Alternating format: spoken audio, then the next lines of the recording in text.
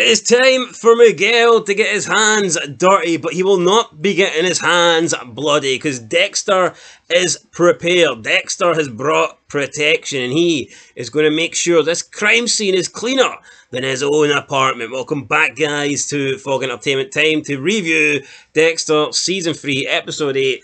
This one is called The Damage a Man Can Do. And now it is time to see the damage that Miguel can do. Because not only is Miguel helping Dexter with this kill, he's actually going to be the one pulling the trigger, so to speak, despite there being no guns. Yeah, there's no guns. Miguel did suggest a gun, but Dexter said no.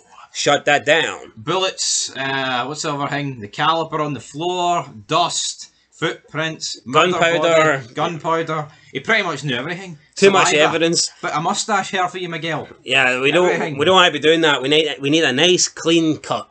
Although I think Dexter's problem is he likes the ritual. I think shooting the guy at point blank range with no one around with your hood up would do the job, but Dexter likes it clean. He likes to rub it in. He likes to get the. He's got something for shrink wrap.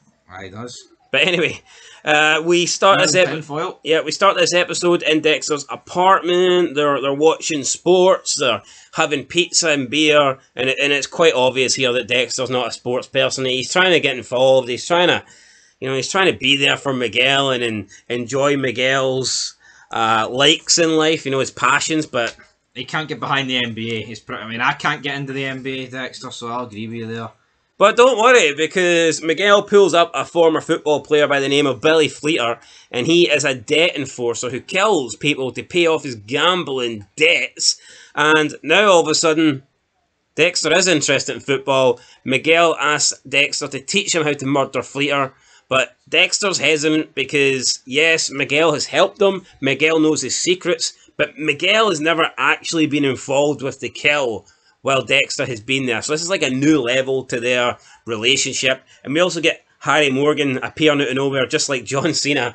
And 1 minute you see him, the next minute you don't. And he is basically urging Dexter not to go along with this, not to trust Miguel, not to get too involved. Yeah, they're taking that relationship to the next level. But Harry Morgan, he's there. He's the cock blocker here, essentially, between Miguel and Dexter. I want my son all to myself. Dexter trades the beer and pizza, though, for making waffles at Rita's house with Cody and Aster, but Rita has got, like, hormone problems and just isn't being very nice to Dexter and not very likeable in this season. Obviously, she's got things to worry about, a baby, a wedding. Dexter just needs to be honest and be like, Rita, I'm a serial killer. I can't deal with this. I ain't got time for weddings. And you'll be on this list if you don't. No, I get it, right? Dexter thinks it, right? If I get kind of Harry taught him this code where you need to blend in, you need to get a wife, right? You need to be seen as sociable. You need to have a family so you're not suspected. But could you imagine the more shit Dexter would get done if he didn't live this fake life? Of course, but then again, he's lived the fake life though to a point. Could he? If Dexter... But let's say Dexter splits up with Rita. It's not like it's not like all of a sudden they're going to point fingers at him at every case. Aye. Hey, you live on your own. You've got your own apartment. It was you. It was you. You can't do that. So I don't think we're going to get that. But yeah, Debra stays over at Anton's place, and it already looks like Debra has got... who's got the bigger body count? Debra or Dexter here? Down. Still go with Dexter. Debra's catching up though. She then says that, Anton, you need to be careful, but she finds some weed inside a cereal box and she takes it really bad. Even though I've never had weed, but I always thought it was like one of those really soft drugs where nobody really cared. Yeah, but she's a police officer, bear it in mind. True, but Debra kind of strikes me as the person that would take some weed off duty. Maybe it's just the case in the fucking cereal box. She wanted some cereal. That would imagine the smell of weed though in your cornflakes. Aye. That would stink out the joint. I wouldn't. In your scrambled, stink out the joint. Yeah. I wouldn't like that. We have the homicide department. They're interviewing tree trimmers because obviously Debra thinks that there's a tree trimmer is the one that is basically the Skinner. She pieced it together. Yeah. George King, a tree trimmer, is called in to identify Javier Garza's body. And he provides a list of his employees and things like that. Quinn notices Angel and Barbara kissing, so he gives them a big congratulations, but warns him that that's him going to have to be watching his back now, and that he's going to be getting followed. And I don't know if Barbara's that interested in Angel, but we will see. Angel then, all of a sudden, from no women to loads of women, he gets asked on a date by Maria. Technically, it's not a date, but she kind of describes it as a date, and he has to shoot her down to go to some sort of police charity event. Yeah, I mean, she gets shot down here, and I don't know, like, that's not really... I think ever since Dokes died, she's the leader, and it's like she's just hanging around like a bad smell. So instead, what she does, she takes Ellen Wolf, and it's just fucking weird. It's like crazy because they're having these. Well, it's not crazy, but they're having these scenes where at the bar, right? And like Ellen Wolf is like making these remarks to the barman and stuff like that. And like, see if these genders were reversed like that, this would totally be harassment. Oh, of course it would be. But obviously, it wasn't considered that here. Oh, you want to do a feet rub? No, not really, Ellen Wolf. So. Again, if it was reversed, I mean, say this was a male defence attorney, man, he'd be made it to be the most evilest character on the show. Yeah, Maria would be like, Dexter would probably be on he'd be on Dexter's table. Maria would be like, what you doing? You can't do that. You can't apologise. We're not allowed to do that. Miguel and Dexter then go to the oceanfront casino where Fleeter spends most of his time. Dexter tells Miguel that they're only going to watch and learn his routine. And they learn that he plays blackjack. So Dexter mentions the code. Miguel gets a little bit curious, and Dexter gives him a partial explanation. Basically says it's a bunch of rules that he's kind of put together to give him a chance of not being caught. But in reality, it's basically the code that he's been teaching his entire life. It's like the playbook. It was like, this is the NFL, and Harry is the coach, and Dexter's the quarterback, and he's gave him all the plays. He's gave him all the plays here, and I liked it. I liked Dexter doing this, though. Miguel's learning the trade. He's into it. His moustache was tingling. Yeah, Debra asks Quinn about Anton's previous drug charges, because I guess she's paranoid about the weed. She wants to make sure he's not into anything heavier than that.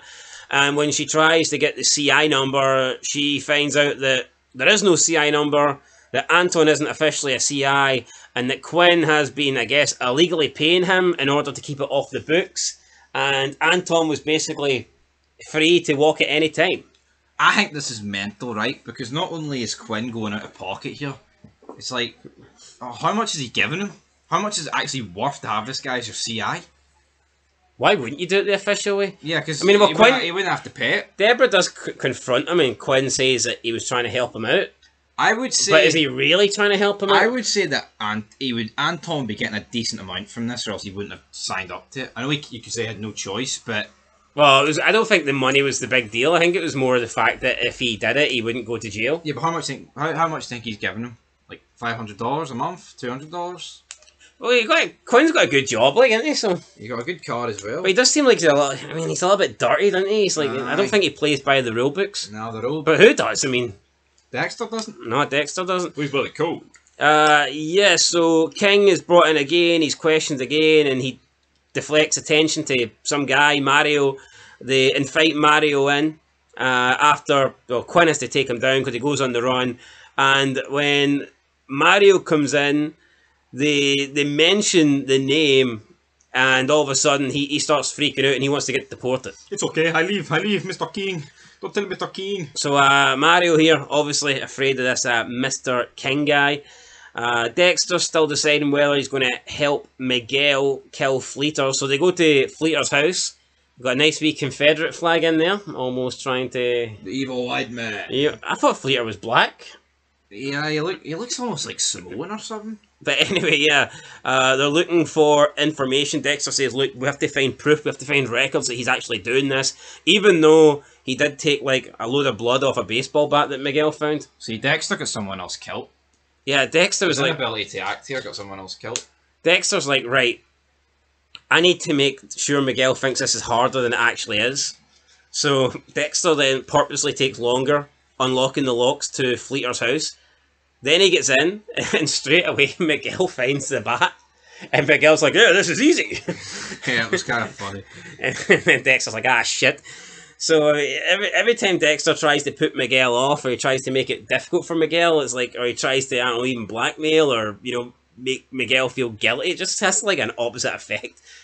The more Dexter pushes Miguel away, the deeper Miguel gets in. And then he clocks Harry at the corner of his eye. Harry's like, you want to give him that book, Dex? You're not allowed to. That's not the code. Yeah, so Dexter finds the book of the receipts. It basically confirms that Fleeter is, killing these people to pay for his debt. Miguel can't find it. Miguel's like, we're going to have to give up. Harry Morgan's like, Dex, you can just put that book back and he'll never know him. We can walk away. But Dexter's not going to give up the chance of killing somebody. He pulls out the book, and there you go. It's official. The Fleeter kill is on. The Fleeter kill is on. The book has revealed the contents and the secrets. I mean, how much is it? I think he said he was in 32 grand in debt.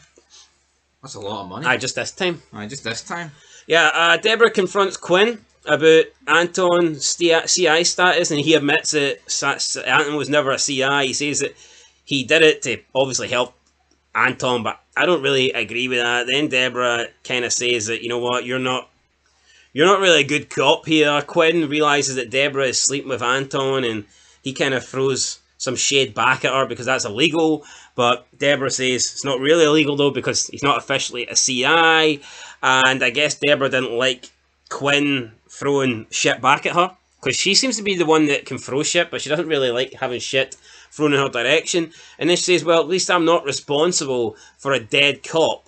And Quinn didn't take this too well. He's like, well, fuck you. He pulled a Miguel here. Fuck you, Miguel. Miguel. I don't think this was right for Debra. She doesn't even know the ins and outs of the situation.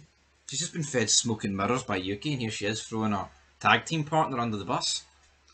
Yeah, he explained it. Like, I don't think he didn't get a guy killed. He knew the guy's addiction, and he didn't want to out him. He didn't want to rat on his friend. Oh, fucking horrible man. Yeah, I mean, he was trying to do good and ended up backfiring. But with hindsight, we know these things. Dexter then takes Miguel shopping, but it's not like the shopping that he done with Rita and the kids earlier in season 3. But they're still going to make a man go cheerio. So they're trying to get all the supplies. It's kind of funny because Miguel's going for all these like weapons and the obvious things that would basically give away that you're maybe trying to kill somebody. But Dexter's like, nah, we need to be discreet. We need to get we need to get products that maybe don't necessarily give away that we are setting up a kill here. We could tie him up, Dex. No, can't do that. Ondale. And Dexter says he's going to put together a starter kit for Miguel. Nice wee starter kit. It sounds like they were baking a cake, but they're killing a man. Yeah, they set up the kill room, and then they go to meet Fleeter in the casino, and Miguel comes dressed up, as Dexter describes it, like the Unabomber. He just comes in, sunglasses, cap on. I mean, I think the point here is to not stick out, to blend in. Discretion is key, and Miguel just didn't get that part. Key down the drain. Yeah, Miguel is then noticed by someone. We see Fleeter say, damn it, he lost 32 grand in a game. He says someone's going to be sorry for that. He walks out, but some old guy notices Miguel, so Dexter calls it off. Did he notice him though, or was it more like a term of like engagement? Like, alright, hermano. I don't think you can guarantee, like, for sure he recognised him. Who knows? Dexter then reads in the news about another murder, apparently by Fleeter. And, did Dexter maybe allow another person to get killed here because he postponed the kill? If Dexter and Miguel took care of Fleeter that night, would they have saved another life? Possibly. Debra helps Dexter get an engagement ring because he's useless with rings and he can't get one himself, I guess. Fucking one right there.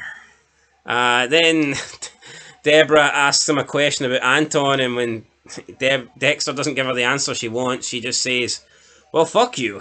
And we have a lot of F-bombs this episode. Storms out. We have Angel cancelling a date on Barbara, but then she shows up to the department with a Chinese takeaway. So it's like a double win here for Angel. He cancelled a date, then got food brought to him. A few spring rolls, all that good stuff. But again, it's fillers. Like, they're not getting anything better for like Gerta and Angel. It's like they're the fucking two highest ranking officers and they're running about like jabronis. I think so. True. Like, why? No, but why is Quinn and Debra getting like all the case stuff? And the two higher-ups are being treated like they're not even a part. See that guy that Dexter didn't know the name of and he invited to the wedding because someone shouted out? That's what these two feel like. Anyway, Dexter and Miguel meet up at the pier. Miguel's trying to convince Dexter to go along with it. Dexter's like, nah, that opportunity is gone. And then Miguel plays into Dexter's emotions, I guess. He's like, just like you, I do have a darkness inside of me. And he reveals one time where he pushed his father down the stairs, and he liked it. He enjoyed it. I liked it, Dex. And he wants to be able to, I guess, release this inner darkness inside of him by having a killing Fleeter. And then Dexter is eventually convinced. So they turn up at Fleeter's house, they inject him with the M99 and then take him to the casino storeroom. Miguel stabs Fleeter and Dexter's in the corner, pure getting down, crouching down, sitting down. I mean, Dexter is acting like his team is in the final of the Super Bowl or something like that, and they're about to go for, the winning touchdown. Dexter's like pure on the edge of his heels here.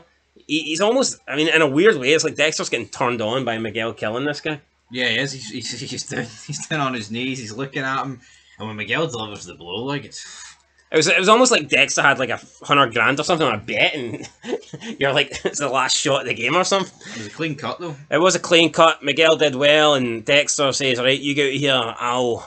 I'll clean up."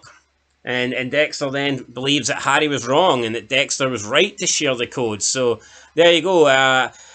Debra, worried about Anton, visits his apartment. He's not home, and then she realises that all the trees have been trimmed, therefore putting two and two together and assuming he has been taken by the Skinner, which is not good for Anton.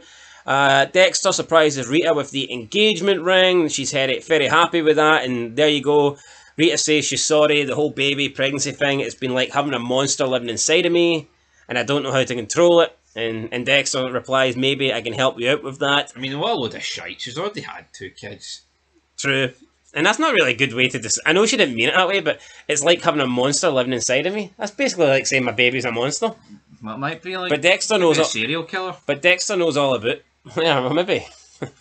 Maybe he's right. And then the episode finishes with Ellen answering the door, and it turns out it's Miguel. So, yeah, she was expecting to see Toby the bartender.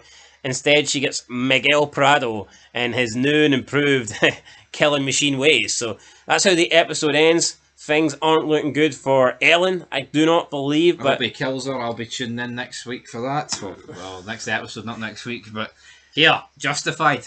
Justified. But, yeah, no, you know what? I thought this was a very good episode. It was a lot better than last week's episode, episode 7. Didn't really do it for me. This episode, we finally get to see Dexter and Miguel do the kill together, and we got quite a lot of Dexter and Miguel scenes. And I think the better episodes, or at least I think that's when the episodes in season 3 are at their best, when you get Miguel and Dexter together, because there's really good chemistry between them, even though they don't really have much in common. Yeah, no, they're brilliant. Doesn't get much better. It's the dream team. It is. Even though Dexter's a midget, Miguel's towering him by about 5 foot. It's a dream team indeed. Yeah, so I thought this was good, and then obviously you had the bitterness, the back and forth between Quinn and Debra. We get the reveal that Anton's been kidnapped by the Skinner, and just seeing the whole Miguel Dexter taking out Fleeter, and then the cliffhanger with Miguel supposedly paying Ellen's house a visit, and I do not believe he's going for milk and cookies. So yeah, I thought it was a good episode. I'm going to give it an 8. I'll give it an 8 too. One of the better episodes this season. So there you go, guys. 8 out of 10. We will catch you in the next one. Let us know what you think down below. And until next time, 4 episodes left. Who's going to live and who is going to die? We'll see you next time. Peace.